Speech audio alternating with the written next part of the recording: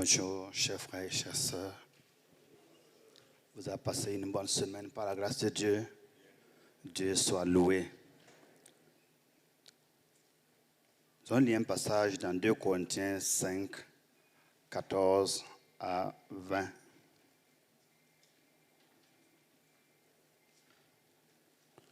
« 2 Corinthiens 5, 14 jusqu'au verset 20.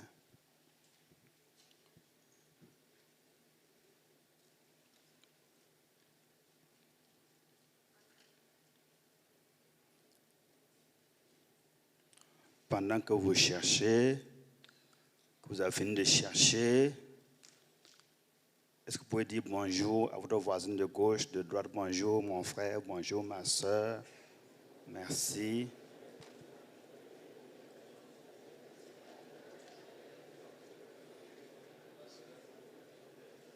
Bonjour, bonjour.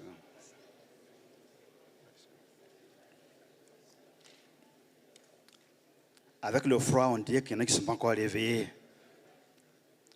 Et si vous avez pris un café chaud comme le pasteur Benjamin, je pense que vous êtes bien réveillés. Merci. Le dimanche 8 janvier 2013, ici même, notre texte de base était « Soyez en paix avec tout le monde, si cela dépend de vous », selon Romains 12, 18. Nous avons abordé le titre 2 de ce jour concernant la réconciliation interne. S'il est possible, autant que cela dépend de vous, soyez en paix avec tous les hommes. Aujourd'hui, nous abordons le titre 1, la réconciliation par Jésus-Christ, une nécessité et une conditionnalité pour la paix avec Dieu et avec les autres dans un monde en crise. 2 Corinthiens, chapitre 5, verset 14 à 20, nous lisons. Car l'amour de Christ nous presse, parce que nous estimons que si un seul est mort pour tous, tous donc sont morts, et qu'il est mort pour tous, afin que ceux qui vivent ne vivent plus pour eux-mêmes, mais pour celui qui est mort et ressuscité pour eux. Ainsi, dès maintenant, soulignez le mot maintenant, nous ne connaissons personne selon la chair. Si nous avons connu Christ selon la chair, maintenant, nous ne le connaissons plus de cette manière. Si quelqu'un est en Christ, il est une nouvelle créature. Les choses anciennes sont passées. Voici, toutes choses sont devenues nouvelles. Et tout cela vient de Dieu, qui nous a réconciliés avec lui par Christ et qui nous a donné le ministère de la réconciliation. Car Dieu était en Christ, réconciliant le monde avec lui-même et n'imputant pas aux hommes leurs offenses, et il a mis en nous la parole de la réconciliation. Verset 20. Nous faisons donc les fonctions d'ambassadeurs pour Christ, comme si Dieu exhortait par nous. Nous vous en supplions, au nom de Christ, soyez réconciliés avec Dieu. Amen. C'est quoi la réconciliation?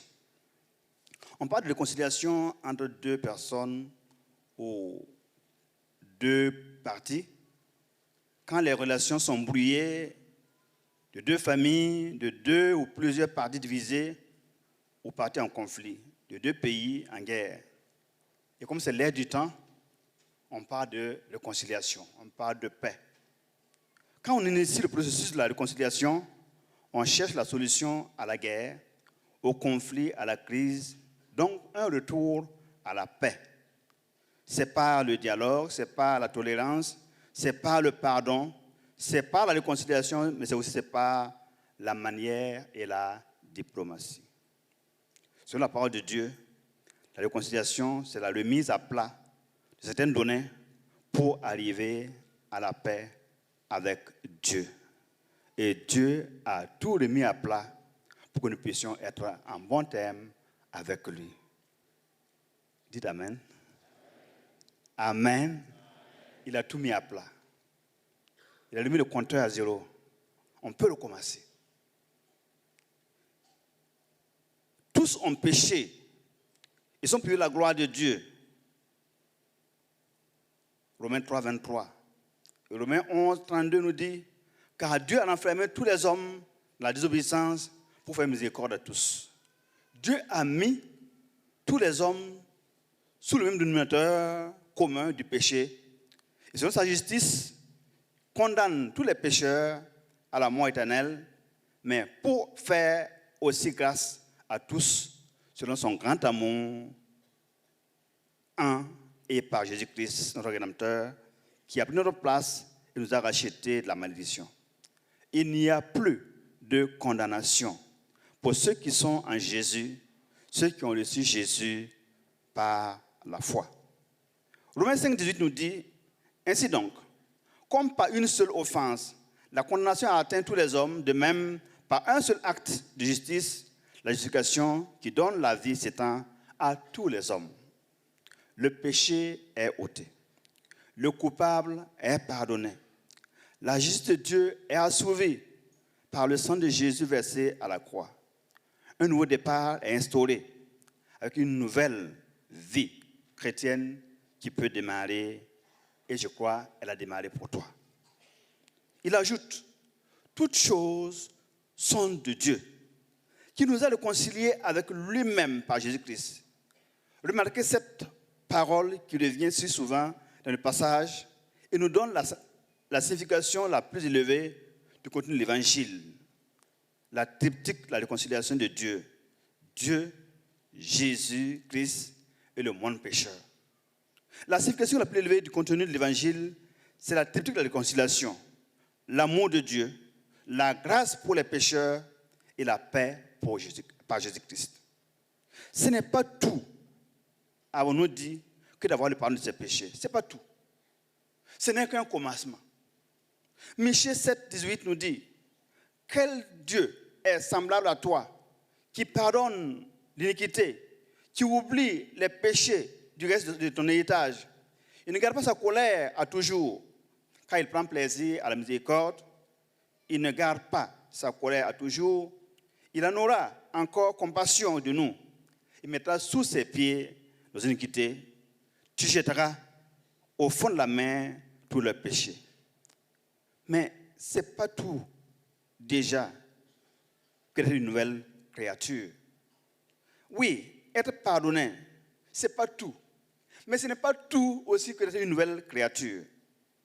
Aussi, une âme qu'il a reçue est délivrée du poids du péché qui pesait sur elle.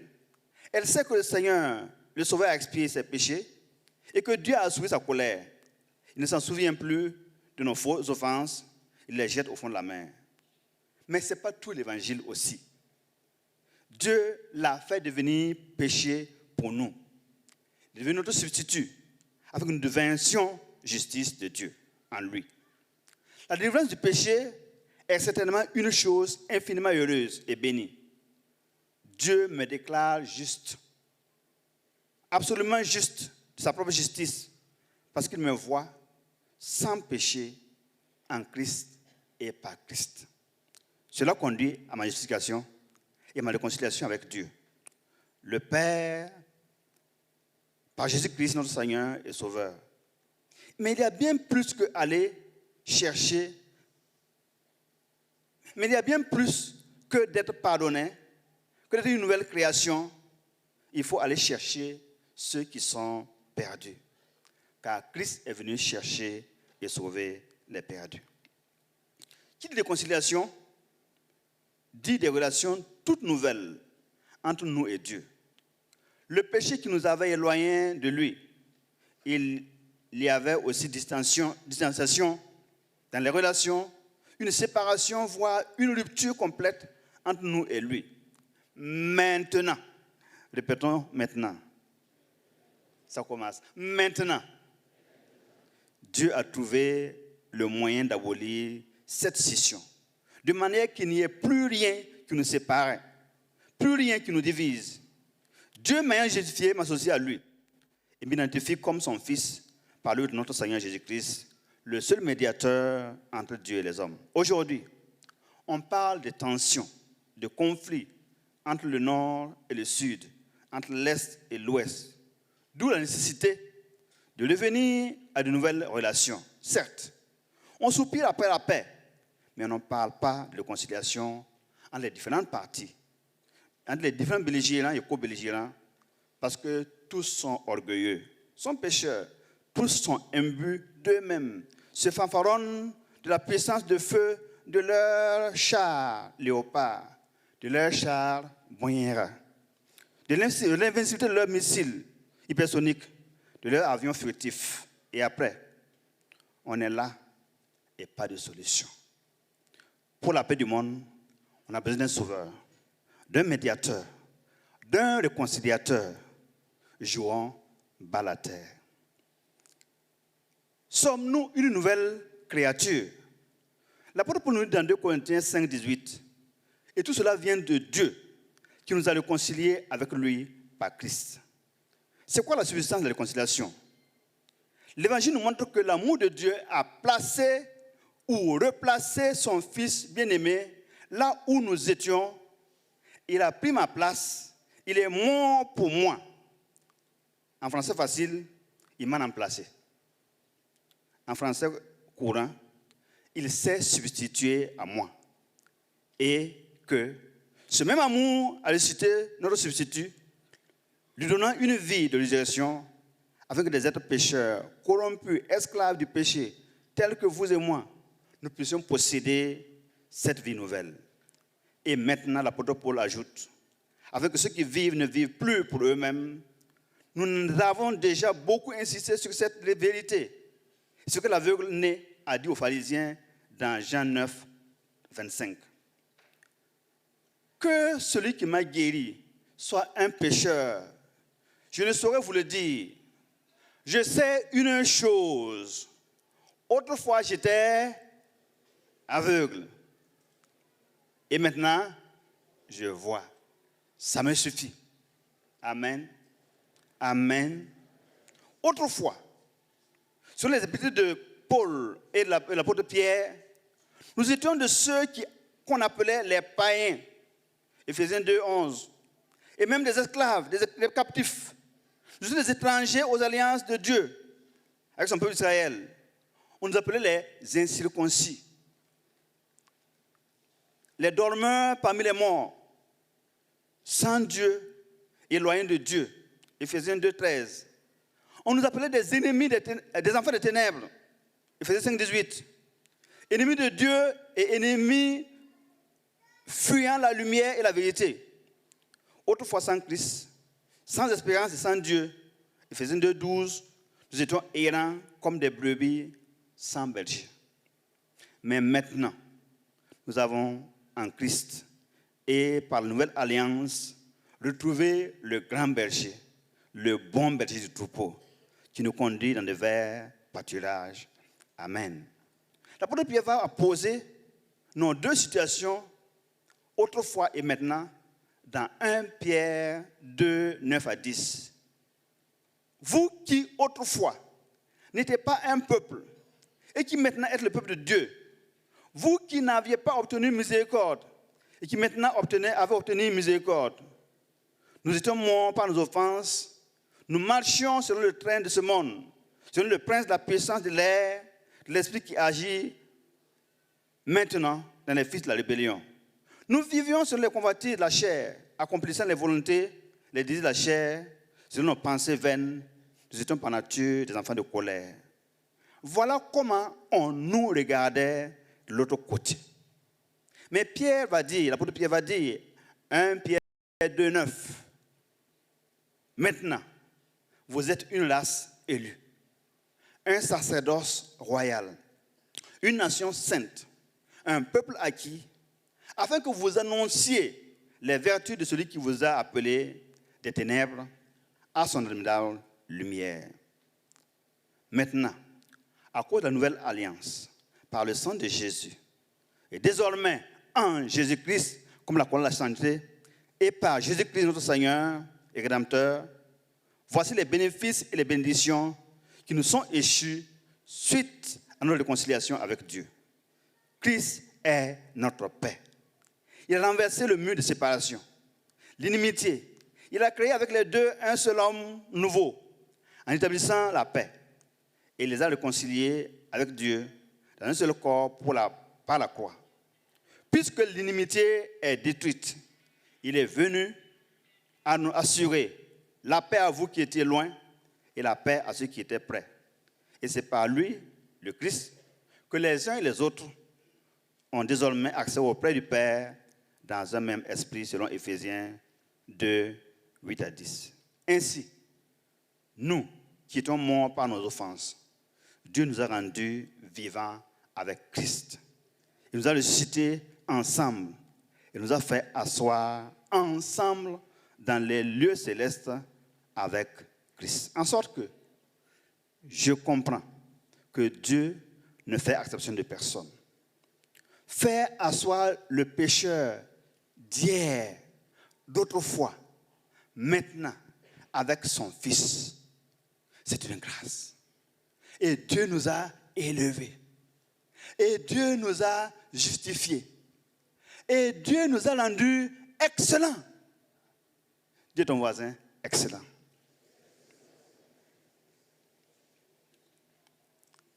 Désormais, il faut comprendre cette nouvelle position en Christ. Vous, nous, sommes une race élue. Nous sommes un sacerdoce royal. Nous sommes une nation sainte. Nous sommes un peuple acquis. Nous sommes le peuple de Dieu. Nous ne sommes plus des étrangers, ni des gens de dehors, ni des lépreux, ni des barbares. Maintenant, nous sommes lumière dans le Seigneur. Vous êtes des concitoyens des saints, gens de la maison de Dieu. Vous avez été édifiés sur le fondement des apôtres. Jésus-Christ lui-même étant la pierre angulaire. Du moment que j'ai compris toute la valeur, l'œuvre de Christ, réconcilié maintenant avec Dieu, je suis introduit dans une nouvelle sphère par la nouvelle alliance, une alliance excellente, indénonçable. Et là, l'égoïsme, l'égocentrisme, le racisme sont exclus. Parce que Dieu m'a tant aimé. Amen. Dieu nous a tant aimés. Mais il va faire encore plus. On le verra plus loin. Dieu va faire de nous des ambassadeurs. 2 Corinthiens 5, 18 et 19.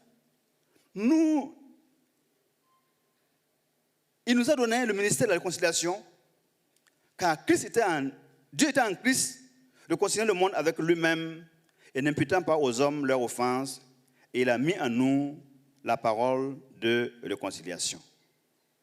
Voyez donc de quel amour le Père nous a aimés en tant qu'enfants de Dieu, pour faire de nous ambassadeurs, ambassadrices de Christ. Et 2 Corinthiens 5, 20 nous dit, nous faisons donc les fonctions d'ambassadeurs pour Christ, comme si Dieu exhortait par nous. Nous vous en supplions, au nom de Christ, soyez réconciliés avec Dieu. Dieu veut que tous les hommes soient sauvés et parviennent à la connaissance de la vérité. Et il a mis entre lui et les hommes, un seul médiateur, Jésus-Christ homme, qui s'est donné lui-même comme rançon pour tous. C'est là le témoignage rendu en son propre temps, et pour lequel l'apôtre Paul a été établi prédicateur et apôtre, chargé d'instruire les païens dans la vérité. Ces relations distendues entre l'homme et Dieu ne pouvaient être rétablies que par le médiateur Jésus-Christ. C'est pourquoi l'apôtre Paul disait, Dieu était en Christ, réconciliant le monde avec lui-même, ne leur imputant pas leurs fautes. Il a mis en nous la parole de réconciliation. Telle était la volonté de Dieu. Quand Jésus s'est présenté au milieu des hommes, offrir la paix au monde, offrir la paix aux hommes, réconcilier les hommes avec lui-même par le don de son Fils. Le monde n'a pas accepté cette invitation. Au contraire, le monde s'est débarrassé de lui. Le monde l'a rejeté. Le monde l'a tué sur la croix. Et le monde l'a rejeté. mais Dieu voulait réconcilier le monde avec lui, par Jésus-Christ. Aujourd'hui, le Seigneur Jésus n'est pas physiquement là. Mais en son absence, Dieu envoie des ambassadeurs dans la personne de ses ministres continuer l'œuvre de réconciliation. Nous sommes donc ambassadeurs pour Christ. Dieu, pour ainsi dire, exhortant par notre moyen, nous supplions par Christ tous les hommes, soyez réconciliés avec Dieu. Cette réconciliation n'est plus à faire comme quand Dieu était en Christ dans ce monde. Il réconciliait le monde avec lui-même en Christ. La réconciliation est faite. Le fondement et les accords sont déjà scellés à la croix, où celui qui n'a pas connu le péché a été fait péché pour nous. Tel doit être le message de l'ambassadeur de Christ, accrédité auprès des gens de ce monde dans lequel nous sommes. Vous pouvez venir maintenant en toute confiance à Dieu. Soyez réconciliés avec Dieu. Il a fait son propre Fils péché pour vous, afin que vous deveniez la justice de Dieu. Les chrétiens, en tant qu'ambassadeurs de Christ, pour réconcilier le monde avec Dieu, le Père, et l'Église, en tant qu'ambassade du royaume de Dieu sur terre, nous devons prêcher la paix selon Dieu et la paix avec Dieu à tous les hommes, dans tous nos pays et à toute la terre dans leur langue. Si nous avons été les objets d'un tel amour et d'une telle réconciliation, d'un si grand amour, Excellence, messieurs et madame les ambassadeurs et ambassadrices de Christ, chers ambassadeurs de Christ que nous sommes maintenant, ne devons-nous pas aller auprès du monde pour annoncer tout l'évangile? L'apôtre Paul disait, comme le pasteur Benjamin l'a lu ce matin, dans Éphésiens 6, 19, priez pour moi, afin qu'il me soit donné, quand j'ouvre la bouche, de faire connaître hardiment et librement le mystère de l'évangile, pour lequel je suis ambassadeur dans les chaînes et que j'en parle avec assurance, comme je dois en parler. Le Seigneur nous a appelés à recevoir une distinction honorifique. Il nous a mis à part. Il nous a appelés pour faire de nous des ambassadeurs de Christ. Il nous appelle maintenant à prêcher la réconciliation autour de nous. Et il y a des hommes, il y a des femmes, il y a des gens qui attendent que tu viennes, que nous allons vers eux pour leur annoncer la paix. Quand vous rencontrez quelqu'un et que vous lui annoncez l'évangile et elle vous dit, rien que hier nuit, j'ai parlé à Dieu.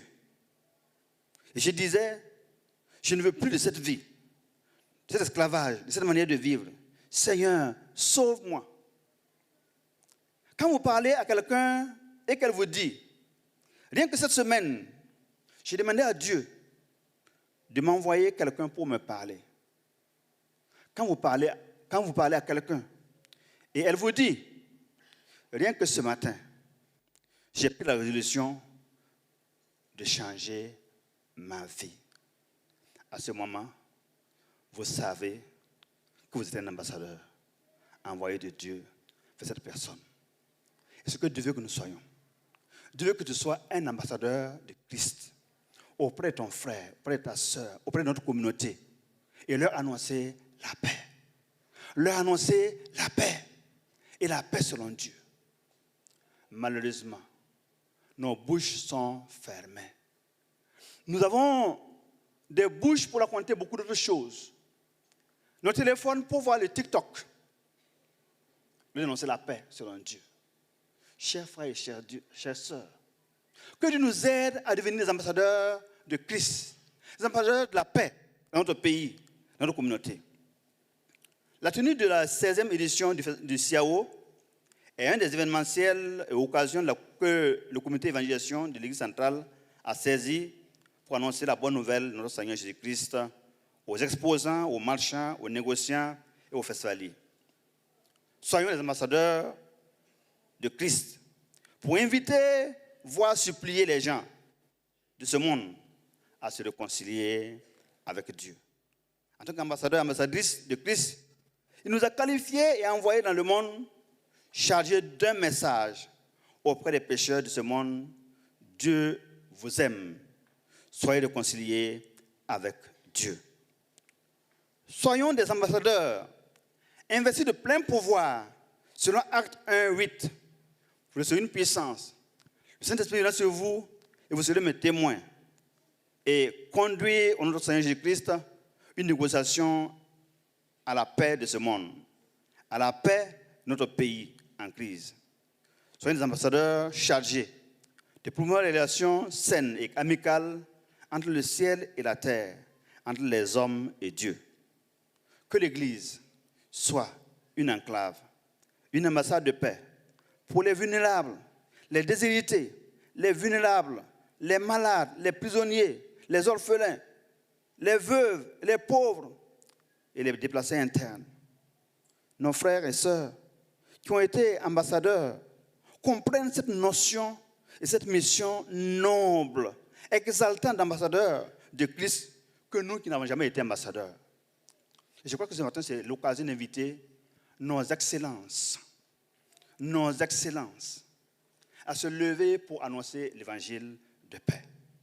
Dieu nous invite tous à nous la mettre dans la main pour que nous puissions annoncer cet évangile à tout le monde. Ce n'est pas seulement aux 12 apôtres que Jésus a donné la grande commission de proclamer la bonne nouvelle. Les évangélistes le font très bien, mais toi et moi, nous sommes appelés à annoncer l'évangile de paix.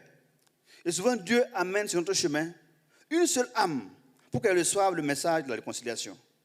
N'oublions pas que cette âme est destinée à faire partie de notre couronne de gloire devant notre Seigneur Jésus-Christ à sa venue. Par exemple, à ce CAO 2023, tu peux rencontrer quelqu'un, annoncer tout l'évangile avec le comité d'évangélisation. Tu peux te joindre pour annoncer tout l'évangile. Mais ce n'est pas seulement au CAO, au FESPACO, au CIPAO, au comité d'évangélisation, les cadeaux, que tu peux annoncer la réconciliation avec Dieu. Tu peux et tu dois être un ambassadeur pour Christ partout dans ce monde. Le Burkina Faso est un champ. La Côte d'Ivoire, la France, l'Amérique, l'Ukraine, la Russie ont besoin d'ambassadeurs de paix pour réconcilier notre monde avec Dieu. Ce matin, je voudrais seulement rappeler que Dieu veut faire de nous des ambassadeurs de Christ, des ambassadeurs de la paix pour notre pays.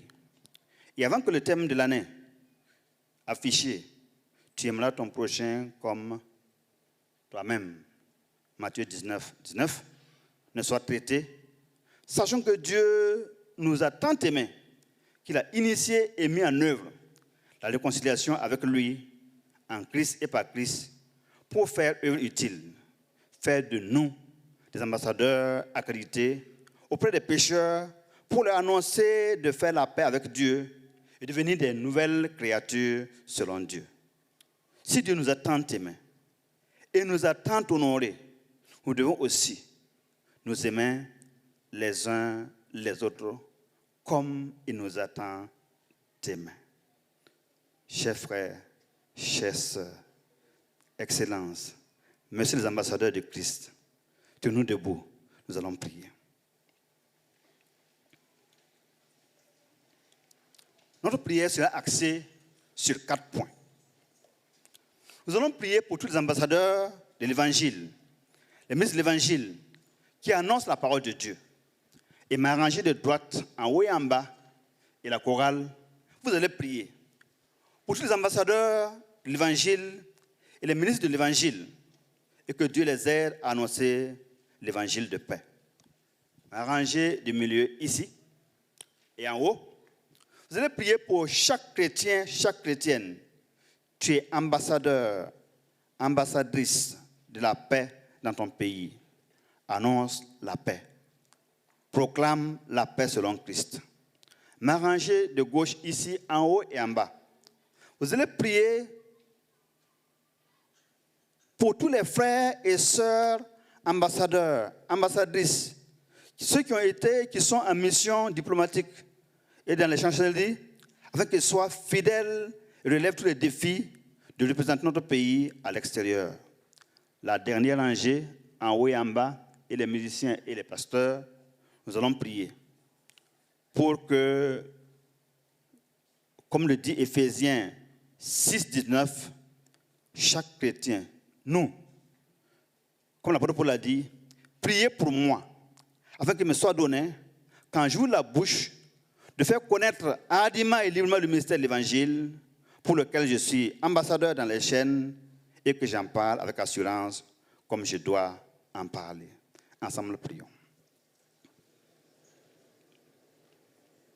Seigneur notre Père, notre Dieu, merci parce que désormais, ce n'est plus moi qui vis, c'est Christ qui vit en moi. Et nous sommes appelés à annoncer tout l'évangile de paix dans un monde en crise, l'évangile de paix dans un monde en conflit, l'évangile de paix à des hommes, à des femmes qui n'ont plus la paix intérieure, la paix extérieure. C'est le moment, Père, s'il te plaît, que l'Église entende le message et annonce cette bonne nouvelle à ceux qui se perdent, à ceux qui se meurent, à ceux qui vivent dans les chaînes du péché et qui ont besoin d'entendre ce matin la parole de Dieu. Entendre de Dieu, Seigneur, que tu les appelles au salut. S'il te plaît, Père, fais grâce. Fais grâce ce matin et nous disons, Seigneur, sauve, nous disons, Seigneur, tous ceux qui sont dans les chaînes du péché. Que nous disons, ton peuple, Seigneur, qui est appelé. Oui, nous disons, Seigneur, annoncer l'évangile. Lorsque nous ouvrons la bouche, nous disons, Seigneur, pour nous faire comprendre, nous disons, Seigneur, à nos compatriotes, à ceux qui sont autour de nous, l'évangile de paix, l'évangile de grâce, l'évangile de vie. Père, s'il te plaît, au nom de Jésus, au nom de Jésus, au nom de Jésus, au nom de Jésus. Père, merci. Père, merci. Que nous soyons des ambassadeurs de l'évangile, des ambassadeurs qui annoncent tout l'évangile par ta grâce. Que nous soyons doués et investis de plein pouvoir, de tous les pouvoirs possibles pour annoncer, notre Seigneur, cette parole au nom de Jésus-Christ. Merci Père, merci notre Dieu. Nous avons prié au nom de Jésus-Christ. Amen. Merci, asseyez-vous. Que Dieu vous bénisse.